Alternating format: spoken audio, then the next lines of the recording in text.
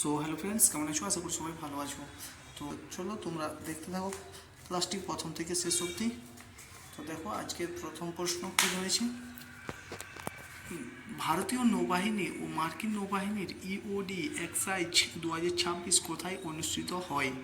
So বলো friends, এটির উত্তর কী হতে পারে? তো এর উত্তর হয়ে যাবে কোচিতে হয়, কোচি। ঠিক আছে, ভারতীয় নৌবাহিনী ও মার্কিন নৌবাহিনীর ইওডি এক্সারসাইজ 2026 কোথায় অনুষ্ঠিত হয়েছিল? কোচিতে অনুষ্ঠিত হয়েছিল। ঠিক আছে, চলো নেক্সট প্রশ্ন দেখি কি রয়েছে। প্রশ্ন নম্বর 2, ইওডি এক্সারসাইজ 2026 কতদিনের মহড়া ছিল? কতদিনের মহড়া ছিল? এই যে ইওডি এক্সারসাইজ একটি মহড়া হয়েছিল, এটা কতদিনের মহড়া ছিল বলো? কতদিন হবে? এটা হয়ে যাবে 5 দিন, মোট 5 দিনের মহড়া ছিল। 2026 সালের 10ই আগস্ট থেকে 14ই আগস্ট পর্যন্ত এই মহড়াটি অনুষ্ঠিত হয়েছিল। এটি ভারতীয় নৌবাহিনী এবং মার্কিন নৌবাহিনীর মধ্যকার একটি যৌথ মহড়া ছিল, এই ইওডি এক্সারসাইজটি। ঠিক আছে, এটি হয়েছিল কেরালার কোচির সাউদার্ন নেভাল কমান্ডে এটি পরিচালিত হয়। 2026 সালের এই আয়োজনটি ছিল এই বিশেষায়িত ইওডি মহড়ার 8তম সংস্করণ। ঠিক আছে, তো চলো প্রশ্নটা দেখে নিও। পরের প্রশ্ন চলো দেখি কি রয়েছে।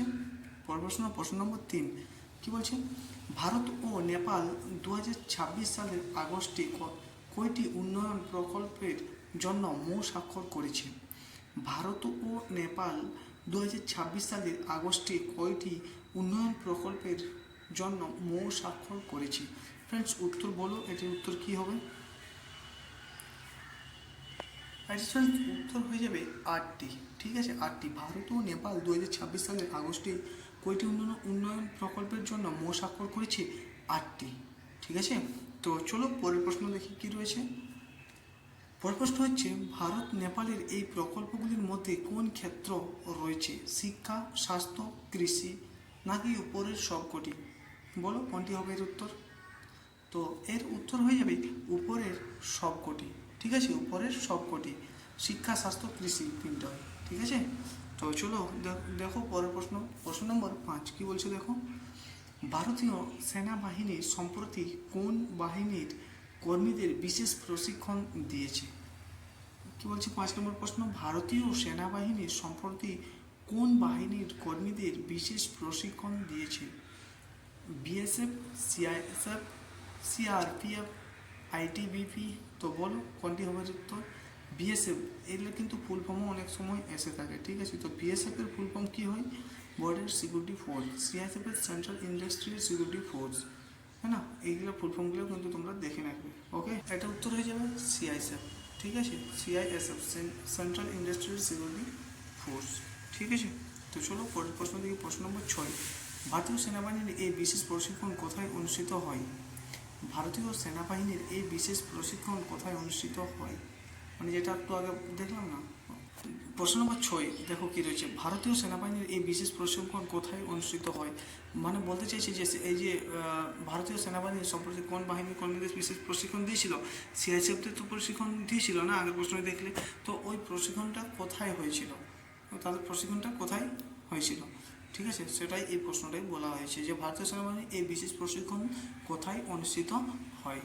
তো এটা অনুষ্ঠিত হয়েছিল আগরতলা বিমানবন্দরে, আগরতলা বিমানবন্দরে। ওকে, তো চলো পরের প্রশ্ন দেখি কী রয়েছে। প্রশ্ন নম্বর 7, 2026 সালের আন্ডার-23 কমনওয়েলথ ফেন্সিং ফেন্সিং চ্যাম্পিয়নশিপে ভারত মোট কয়টি পদক জেতে? কী বলছে? 2026 সালে আন্ডার-23 কমনওয়েলথ ফেন্সিং চ্যাম্পিয়নশিপে ভারত মোট কয়টি পদক জিতে? তো বলো এটার উত্তর কী হবে? আমাদের এই চ্যানেলে কিন্তু প্রত্যেকটা বিষয়ে কিন্তু চ্যাপ্টার ভিত্তিক আর কি এমসিকিউ করানো হচ্ছে। ঠিক আছে, তো তোমরা যারা 2027 এসএসসি জিডির প্রতি ইন্টারেস্টেড তারা কিন্তু অবশ্যই চ্যানেলটি সাবস্ক্রাইব করে থাকতে পারো। তোমাদের এই চ্যানেলে কিন্তু এসএসসি জিডি সম্বন্ধে সব জিকে কিন্তু করানো হবে। 17টি। ওকে, পরের প্রশ্ন কী রয়েছে, ইন্টারন্যাশনাল ইউথ ডে 2026 এর থিম কী?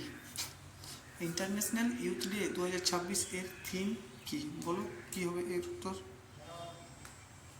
এটা উত্তর হয়ে যাবে অপশান বি। ঠিক আছে, different context common expression. Okay, এটা হবে এর উত্তর অপশান বি। ঠিক আছে, তো চলো পরের প্রশ্ন দেখো। 14ই আগস্ট ভারতে কোন দিবস পালন করা হয়? জাতীয় যুব দিবস, সংবিধান দিবস, পার্টিশন অর্ডার্স রিমেম্বারেন্স ডে কি জাতীয় বিজ্ঞান দিবস? বলো কোনটা হবে এর উত্তর? এটির উত্তর হয়ে যাবে option C, partition orders remembrance day. Okay, চলো নেক্সট হয়েছে 26 সালে আন্ডার 23 কমনওয়েলথ ফেন্সিং চ্যাম্পিয়নশিপে ভারত মোট কয়টি পদক জিতেছিল? টোটাল ওভারঅল যদি পদক সংখ্যা দেখো তাহলে হবে 35টি। ঠিক আছে।